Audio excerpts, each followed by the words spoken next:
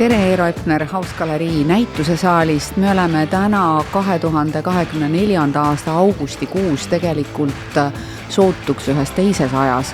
Nimelt 1990. aastates, mis meid ümbritseb, Hausgaleriis on avatud läbi 2 korruse päris ülevaatlik näitus, mis seda kümnendit detailsemalt on proovinud ja soovinud käsitleda.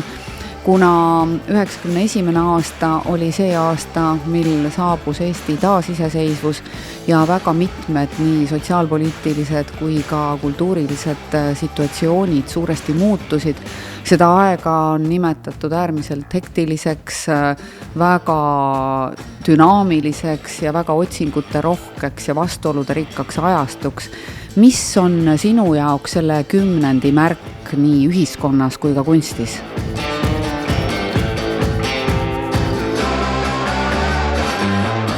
Ma arvan mitmekesisus.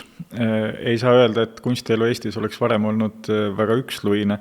Vastupidi, ka 80-ndatel eriti maalikunst oli väga, maalikunsti elu, ütleme siis nii, oli väga vilgas ja ergas, väga palju kunstnikke ja nii edasi.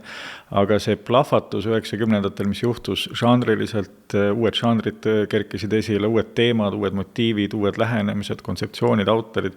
Ma arvan, et see kindlasti on üks kõige murrangulisemaid kümnendeid Eesti kunstiajaloos üldse, mis tõsi ei olegi väga pikk, natuke üle 100 aasta, aga see mitmekesisuse teke kindlasti iseloomustab 90-ndaid.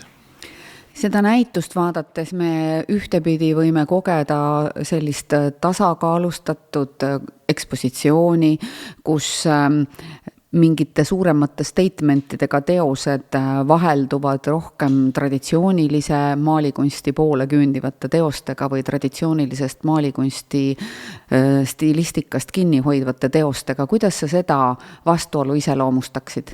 Ma ei tea, kas ta on vastuolu.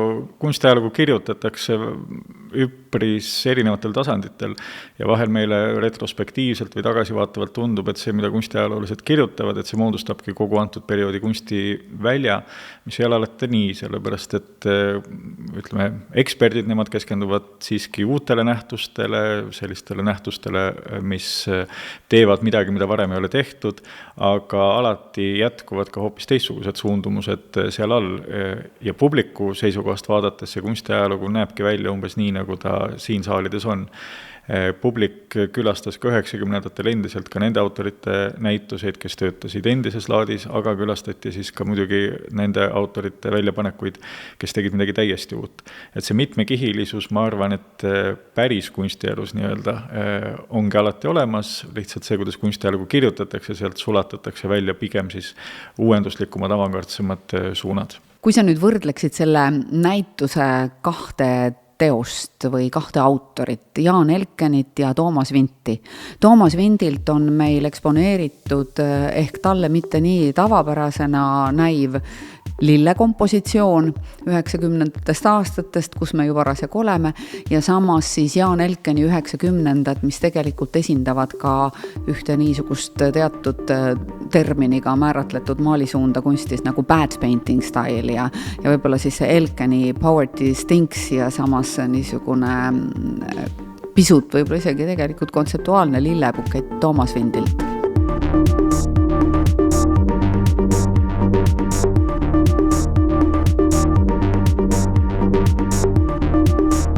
Toomas Vint esindab säärast kunstniku tüpaaži, nagu ka näiteks Olev Subi.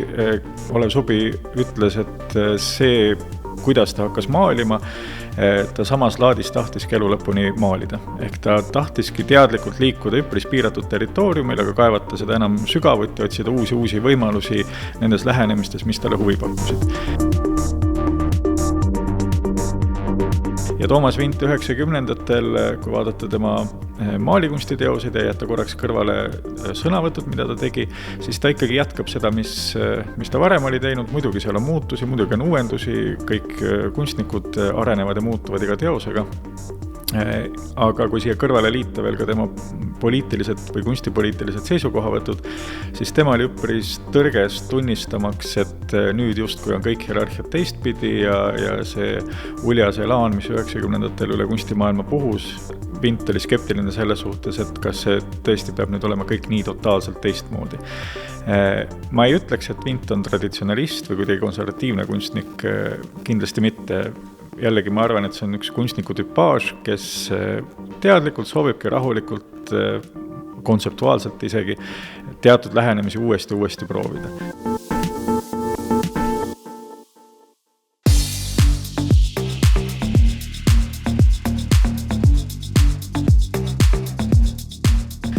Jaan Elken, tema muutub tunduvalt rohkem ja ma ei ütleks, et nüüd teeb seda, mis ühiskonnas toimus, ta on niivõrd sõltumatu kunstniku natuur, et ma arvan, et ta käis avatud silmadega ringi ja need teemad, mida ta oma maalikunsti toob, need teda tõesti huvitavad.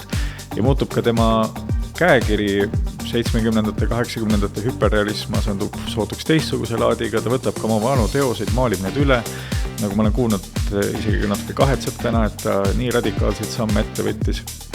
Aga üldiselt ma isegi ütleks, et Toomas Vint ja Jaan Elken, nad ei ole nii erinevad, kui pealtnäha tundub ja nende sarnasus võib-olla tuleb välja selles, et need mõlemad huvitab ikkagi maalikunst. Neid huvitab see väljendusvahendite arsenal, mis on ainult maalikunstis võimalik. Värv, vorm, Elkenil ka näiteks, kuidas sõna tuua maalipinnale, mis on just kui kirjandusse kuuluv, aga see, kuidas tema sõna kasutab, see ei ole kirjanduslik, vaid see on midagi muud, see on slogan, reklaamid, visuaalid, kõik see 90-ndate laad, kuidas sõna toodi avalikku ruumi, peegeldub ka tema töödes. Aga jah, ma ütleks, et nad mõlemad on ikkagi maalikunstnikud ennekõike.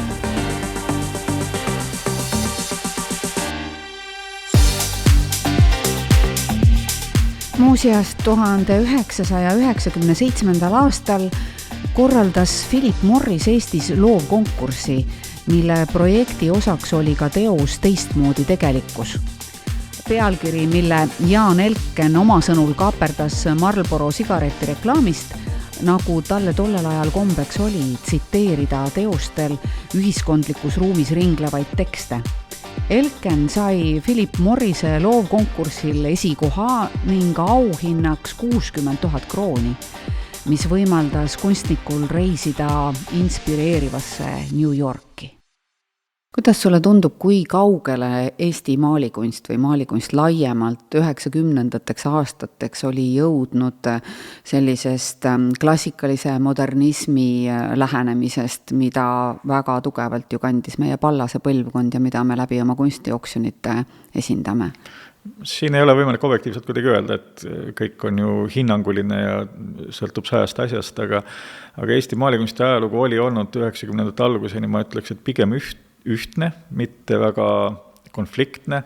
Ka kunstnikud, kes pärast teist maailmasõda alustasid, mitmed nendest teadlikult ütlesidki, et nad ei hakka midagi uut tegema, vaid nad ammutavad oma inspiratsiooni vanematest kunstikihistustest ja jätkavad ja muidugi lisavad sinna, muudavad. Seesama Olev Subi näiteks on öelnud, et Konrad Mägi on tema suur eeskuju. Ja muidugi siia lisandus siis ennekõike Andres Toltsi põlvkonnaga järsku ka noori kunstnikke, kes ei vaadanud enam üle õla tagasi, vaid tahtsid midagi juba täiesti uut teha.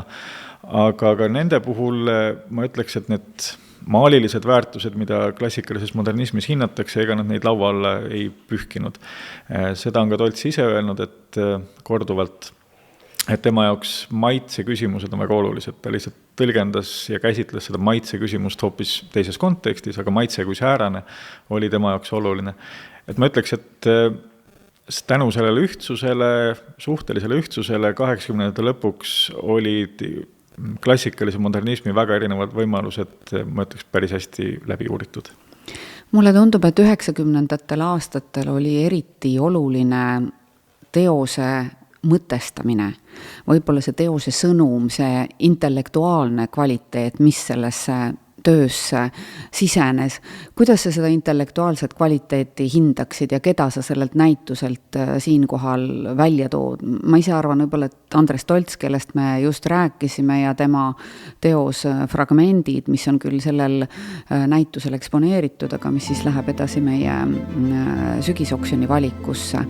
Et võib-olla pisut siis sellest intellektuaalsest sügavusest. ma arvan, et mis puudutab intellektuaalset sügavust, see on alati Eesti maalikunstis ka olnud, lihtsalt väljendunud võib-olla teistsuguste vahenditega. Jah, on öeldud, et võib-olla selline kunstniku tundeväljendus oli enne teist maailmasõda olulisem ja selle suhtes seesama Andres Tolts on ka kriitiline olnud. Ta tõesti on öelnud, et kunstnik ei ole lihtsalt viltuse paletiga inimene, kes tundleb, vaid ikkagi tal peab ka mõtlemisvõime olema. Aga ma arvan, et sellised kontseptuaalsed analüütilisi lähenemisi on läbi kogu kunstiajaloo olnud ja ei saa öelda, et 90-ndad nad selles plaanis midagi uut tõid. Küll aga mulle tundub, et see kunstiteose teema või motiiv sai nüüd suurema osakaalu. Ehk kui varem küsimus, kuidas maalida, oli võib-olla sageli olulisem küsimusest, mida maalida, siis 90-ndatel tänu sellele, et kogu kunst muutus palju poliitilisemaks, siis tulid mitmed teemad ja just teemade järgi hakati ka vaatama, et millega siis kunst tegeleb. Nüüd, kui me vaatame siin näitusel ringi, siis ma ütleks, et see väljapanek nüüd seda murrangut esile ei tõsta, et siin pigem lähtutakse või näidatakse just nimelt erinevaid vorme, erinevaid maalimisviise, erinevaid lähenemisi ka näiteks fotograafiale. Et siin see temaatilisuse sissetungi nii reljeefselt esile ei tõsteta. Mu meelest on äärmiselt huvitav ka näha nende erinevate inspiratsiooniallikate teisenemist läbi kunsti ajaloo. Et kui me räägime akadeemilisest kunstist, mis võib-olla ütleme näiteks Prantsusmaal, mis eelnes siis kogu sellele jõulisele modernismi lainele, kus siis antiikmütoloogia väga palju kunsti inspireeris ja seda peeti mingit pidi niisuguseks tõsiseks ja päris maailmaks ka paljuski siis. Nüüd sellel näitusel 1990. aastatel Eestis Mall Nukke toob selle sama teema taas näiteks oma pilgu läbi, oma kunstiteostele kasutada siis ka tegelikult juba 90-ndatele omast niisugust eksperimentaalset tehnilist laadi ja kollaaži, et Eerose sünd on siis saanud inspiratsiooniks Mallele. Kuidas sa neid töid kommenteeriksid? Kunstiajalugu on alati toitunud iseenda minevikust ja on võetud motiive, tehnikaid, lähenemisi ja siis neid tõlgendatud ringi.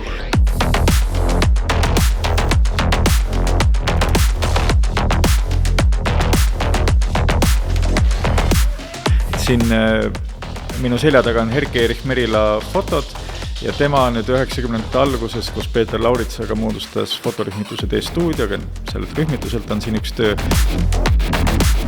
Ja mitte ainult nemad ei aidanud tõsta fotograafiat Eesti kunstimaailma huviorbiiti, vaid nad sageli käsitlesidki kunstiajaloos tuttavaid motiive, temaatikaid, aga täiesti teiste vahenditega. Mulle tundub, et 90-ndatel jah, tegeleti võib-olla kunstiajalooga uljemalt, reipamalt, sellesse ei suhtutud enam nii harda lugupidamisega nagu võib-olla varem.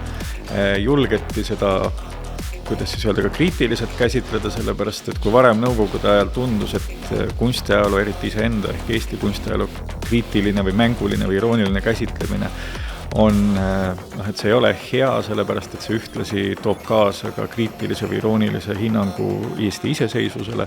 Mingid sellised õrnad sidemed seal vahel olid.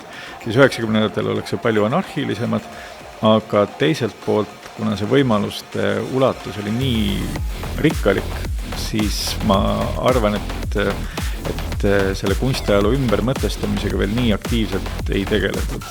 Mall Nukke on siin üks võib-olla erandlikumaid nähtusi. Pigem ikkagi prooviti imbuda igasse uude prakti, mis vähegi kuskil kumas.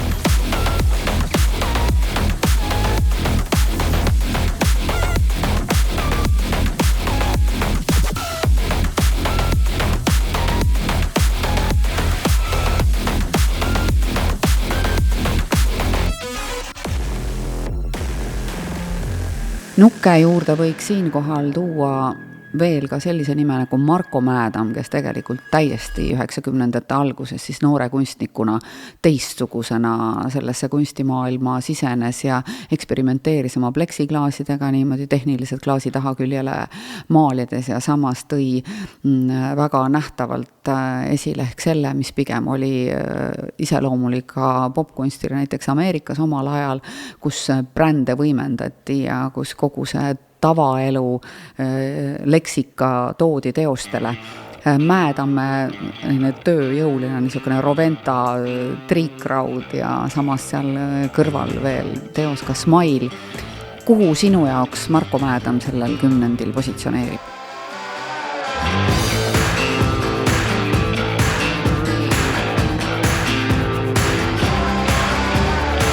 Marko Mäedamme puhul ta, nagu ise on rääkinud, tuli maalt ja üpris süüdimatult hakkas eksperimenteerima, ta ei vaevanud ennast liigsete teooriatega, ei muretsenud liialt, et kuhu ta kunstimaailmas paigutub.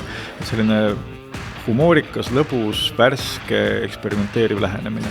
Ja eriti, mida tema puhul võiks esile tõsta, on huumor, sellepärast, et huumor paraku Eesti inimesega, Eesti kultuuri, Eesti kunstiga ei ole kunagi liiga palju kaasas käinud. Tema avab ka selle ukse. Et ma ei ütleks, et see on nali, aga teatud mängulisus, aga jah, tegelikult ka huumor on need, mis Mäedammega, mitte ainult muidugi temaga, aga suuresti Mäedammega tulevad. Uljakusi teevad ka teised, hullatakse, mängitakse, tühistatakse, luuakse täiesti uusi fantaasiaid, seda teevad väga paljud autorid, aga Mäedammal on üks spetsiifiline huumor.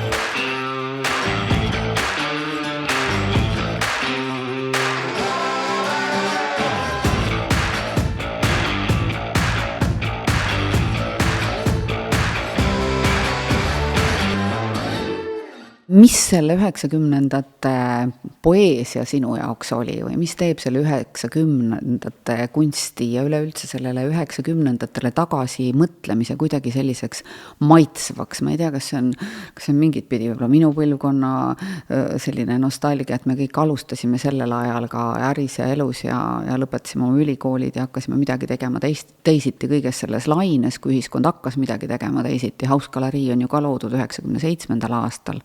Kuidas sina seda tagant järgi näed? Ühe märksõnana ma ütleks ikkagi mängulisus. Ja mängulisus selles plaanis, et see mitmekesisus tuleb ka tänu sellele, et julgetakse, ma ei tea, kas see julgemine on ka võib-olla liiga pidulik sõna, aga minnakse niivõrd erinevatesse suundadesse laiali ja ka kunstnikud, kes 80-ndatel, 70-ndatel juba olid etableerunud autorid. Ma ei ütleks, et nemad nüüd 90-ndatel oleks täiesti kõrvale pühitud ja nemad oleks nukralt nurgas konutanud, ka neil on mingisugune värskus. See, mis ühiskonnas toimus, isegi kui seda oma maalidel või muudel teostel otseselt ei kommenteeritud, siis see õhkkond, õhustik ikkagi jõuab ka nende loomingusse autorites. No mulle tundub, et teatud suurem vabaduse, mängulisuse mõõt on see, mis 90-ndaid jääb küll alatiseks iseloomustama. Ja ei võeta ka ennast nii tõsiselt, et see, mis võib-olla siin hilisematel aastatel vahel on juhtunud, kus võetakse iseenda kriitilisi positsioone, iseenda üldse, et kes ma kunstnikuna olen, võetakse ülitõsiselt, siis 90-ndatel mulle tundub, et inimesed ei muretsenud selle pärast liialt. Miks? See on juba eraldi küsimus.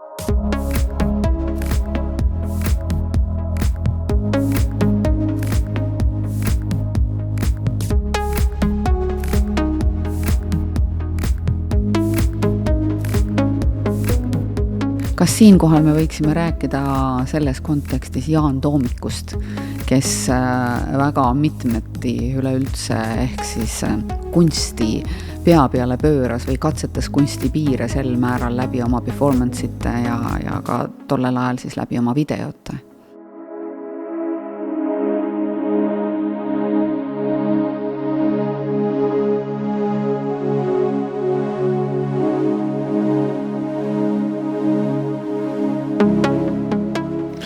Kunstipiirid on huvitav mõiste, minu arvates kunstil ei olegi piire, et neid ei saa ka katsetada, aga Toomik, ma võrdleks teda isegi võib-olla üllatuslikult natuke Marko Mäedammega.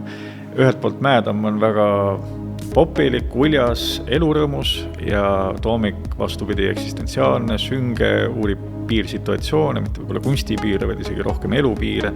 Nii mõnedki teosed, mis ta teeb, kommenteerivad seda, kuidas ta ise on olnud peaaegu et näljasurma piiril või ta siis võtab ette aktsioone, kus elu lõpp on üpris lähedal. Tunduvad täiesti vastuolulised või vastandlikud autorid, aga mis neid ühendab minu arvates on see, et need mõlemad ikkagi ei mõtle liiga kuidas seda öelda, nad ei ole liiga kammitsetud eeskujudest, nad ei ole liiga kammitsetud mingitest normidest, nad ei ole liiga kammitsetud ka sellest, mida kriitikas kirjutatakse, vaid väga veendunult kehtestavad mingisuguse oma maailma, julgevad sealt ka eemale nihkuda, kui vaja. Ja see ka peidab endas minu arvates selle vabaduse ühte olemust, ehk vabaduses inimesed, nad muutuvad enesekindlamaks, nad muutuvad kuidagi vabamaks. Üks teema, mis võib-olla ka 90ndatel aastatel laiemalt ühiskonda tagasi tuli, oli religioon.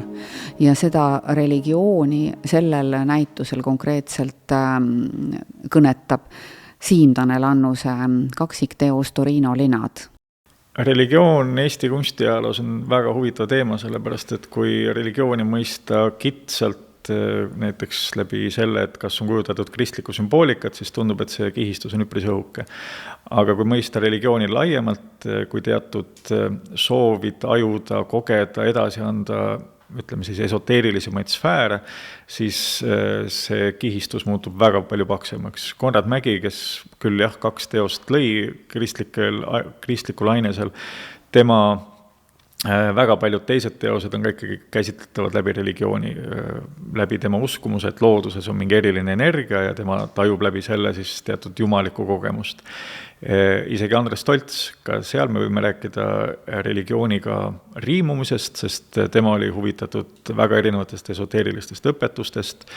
Mäletan tema raamaturiiuleid tema ateljees, mis olid täis vabamöörlusega seotud raamatuid, mis ka ju külgneb siiski mingil moel religiooniga, sümbolid, märgid, mida ta oma teostele tõi. Ando Keskküla samamoodi oli huvitatud esoteerilistest õpetustest, Leonhard Laapin, nii edasi, et kui me seda religioossust laiendame tavapärasest laiemaks, siis mulle tundub, et neid jälgi leiame.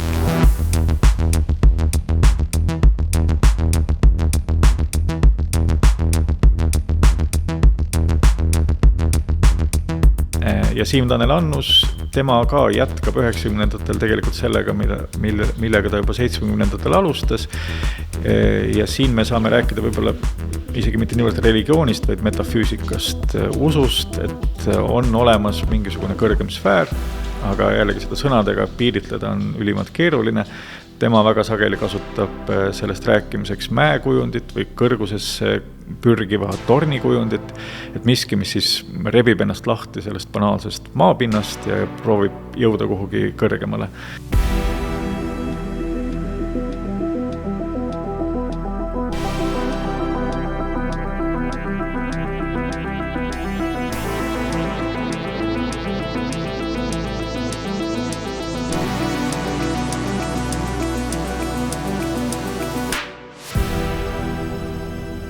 Mitte nüüd religiooni viitega, ent tegelikult väga sellise minu jaoks niisuguse sügavalt peenelt eksistentsiaalse viitega töötab selline kunstnik nagu Valeri Vinogradov,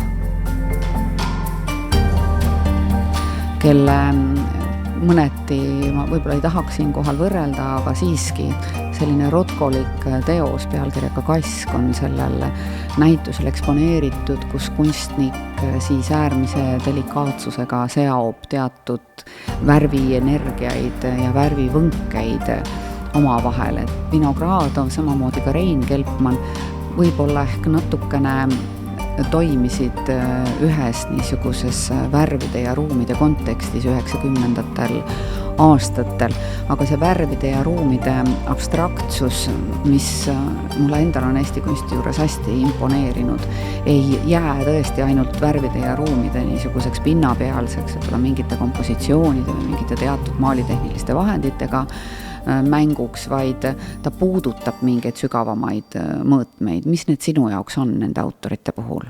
Jällegi see on nüüd asi, mida ei ole võimalik minu arvates sõnadesse panna, mida tulebki kogeda seda pilti vaadates, et ega kunstist rääkimine on üpris kahtlane tegevus. Jah, jälle me jõuame selle religiooni teema juurde, et isegi kui kunstnik ei ole kujutanud midagi religioosset, võib-olla isegi kui ta on ateist ja eitab religioossust, siis ega kujutav kunst ja religioon, seal on alati vältimatult mingi kokkupuutepunkt seda ütlen ka ise väga mittereligioosse inimesena, aga et seal on mingisugune sarnane huvi sarnase sõnastamatu sfääri vastu. Mitte alati, mõnel rohkem, mõnel vähem, aga mingi väike kokkupuutepunkt tekib. Ja kui siin võrrelda, nagu sa võrdlesid Valeri Vinogradovit Mark Rotkoga, siis Rotkol on üks maaliseeria, mis on üles pandud USA-s ühes kabelis.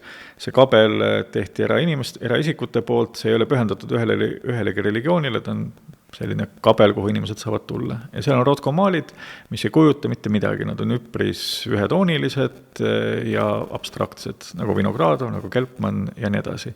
Ja inimesed vaatavad neid ja külaliste raamat, mis seal kabelis on täidetud väga emotsionaalsete sissekannetega, et midagi inimese hinges juhtub. Ta ei vaata ainult seda, et kuidas värv, kuidas pintslikiri, kuidagi niimoodi, et esteetiliselt nii ja naa ja kuulub sinna ja tänna kunstivoolu, vaid ta saab sealt mingisuguse asja.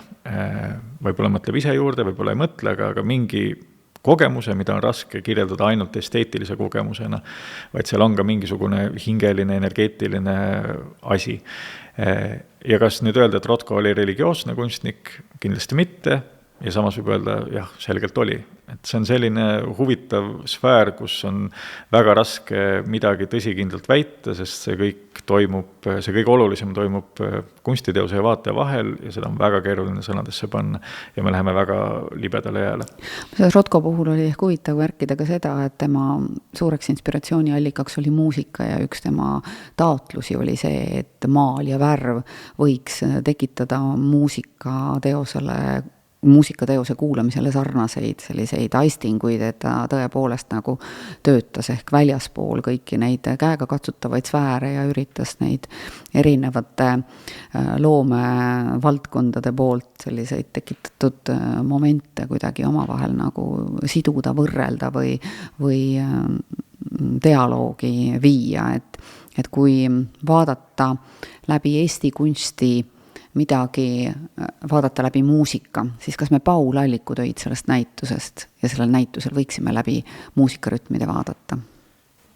Muusikaga võrdlemine iseenesest päris huvitav, sellepärast, et kui hakata kunstnike eest küsima nende maalimisprotsessi kohta, siis üpris paljud kuulavadki muusikat ja kuulatakse väga erinevat. Olev Subil jällegi kogu aeg klassikaline muusika mängis, Kaido Ole minu teada kuulab rockmuusikat, aga ka kaasaegset indimuusikat, väga erinevat muusikat ja see lõpuks on ka teostel näha, et see erinev muusikaline keel.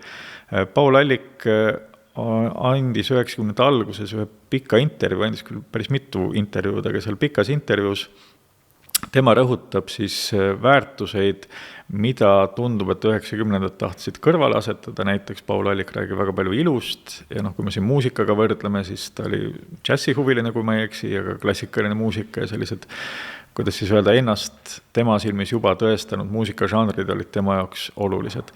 Aga kas öelda, et Paul Allik oli kuidagi kinni 80-ndates ja 90-ndatesse jõudnud, kas see iluprintsiip, mida ta ajas taga, kas see oli lootusetult aegunud ja kas see, et ta kuulas vanemat muusikat rohkem kui siis 90-ndate elektroonilist muusikat, et kas see muudab tema loomingu kuidagi mineviku kunstiks, ma ei ole selles üldse kindel, sest ka Alliku loomingus minu arvates on näha, et need 90-ndad jõuavad ka temasse, tema maalidesse, seal on mingisugune suurem hoog, suurem vabadus, suurem julgus mingeid asju teha.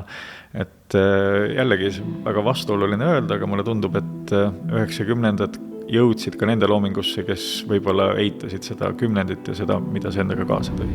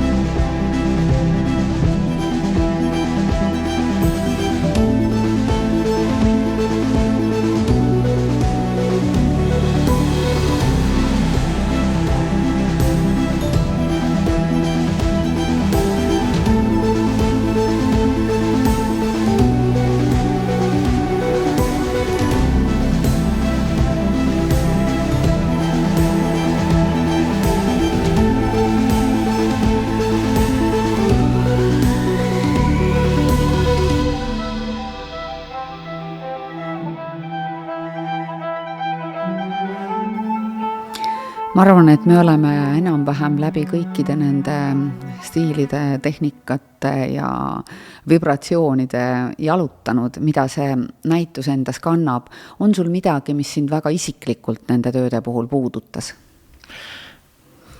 See 10 tervikuna, see 90 on väga huvitav 10 tänu mitmekesisusele võrreldes eelneva 10 ja kui võrrelda järgnevate 10, siis ma rõhutaks seda mängulisust, julgust eksperimenteerida, kunstimaailma hierarhiad ei ole 90 sugugi nii valmis, nagu nad tänapäeval on. Teatud tõsimeelsus, mis tänapäeval on läbi erinevate poliitiliste suundumuste tulnud, seda veel ei ole. Julgetakse minna sinna tänna ja veel edasi, veel kaugemale ja mulle see mängulisus väga meeldib. Ja võrreldes siis 80, 70 ja kogu selle eelneva Eesti kunstiajalooga, siis ikkagi vabadusest ei saa piisavalt rääkida, et see 90 vabadus ja läbi selle tekib mitmekesisus tõesti mõjub ka praegu tagantjärele vaadates plahvatusena. Jäämegi siis selle plahvatusliku vabadusega siia paika ja näitust on meie juures veel võimalik külastada kuni septembri lõpuni ja kindlasti meie kõnelus jääb meie arhiividesse, kus me oleme siis seda 10 eraldi lahti mõtestanud. Nii et aitäh sulle järjekordse podcasti eest Haus Galeriis ja uute kohtumisteni. Aitäh!